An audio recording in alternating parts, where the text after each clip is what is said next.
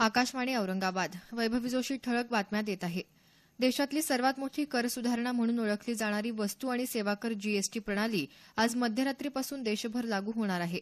एक कर एक देश या धोरणानुसार या कर प्रणालीची निर्मिती करण्यात आली आहे. यानिमित्त केंद्र सरकारनं संसदेच्या मध्यवर्ती सभागृहात आज रात्री एका विशेष समारंभाचं आयोजन केलं आहे. मध्यरात्री 12 वाजता घंटानाद करून ही प्रणाली लागू झाल्याची घोषणा केली जाईल. राज्यातल्या शेतकऱ्यांना कर्जमाफी देण्याचा ऐतिहासिक निर्णय राज्य शासनानं घेतल्यानंतर त्यासाठी आपलंही योगदान असावं या भावनेनं विविध व्यक्ती आणि संस्था शेतकऱ्यांसाठी मदत करत आहेत. शेतकऱ्यांच्या कर्जमाफीसाठी मुंबईतल्या हरमन फिनोकेम या संस्थेनं मुख्यमंत्री सहाय्यता निधीस 25 लाख रुपयांचा धनादेश दिला आहे. मुख्यमंत्री देवेंद्र फडणवीस यांनी या मदतीबद्दल संस्थेचे विशेष आभार मानले आहेत.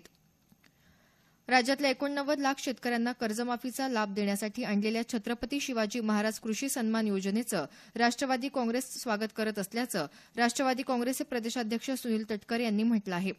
तटकरे यांनी काल वार्ताहरांशी संवाद साधून पक्षाची भूमिका मांडली.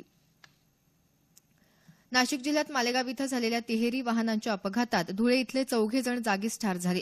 काल रात्रीच्या सुमारास हा अपघात झाला. हिंगोली जिल्ह्यात खरीपाच्या 81% पेरण्या झाल्या आहेत. जिल्ह्यात खरीपाच्या एकूण क्षेत्रापैकी 3,40,000 हेक्टरवर पेरणीचं नियोजन आहे. यापैकी 2,77,000 हेक्टरवर पेरणी पूर्ण झाली आहे. यामध्ये सुमारे 1,64,000 हेक्टरवर सोयाबीनची पेरणी झाल्याचं वृत्त आहे. संक्षिप्त बातमीपत्र संपलं. आमचं यानंतरचं बातमीपत्र दुपारी 1 वाजता.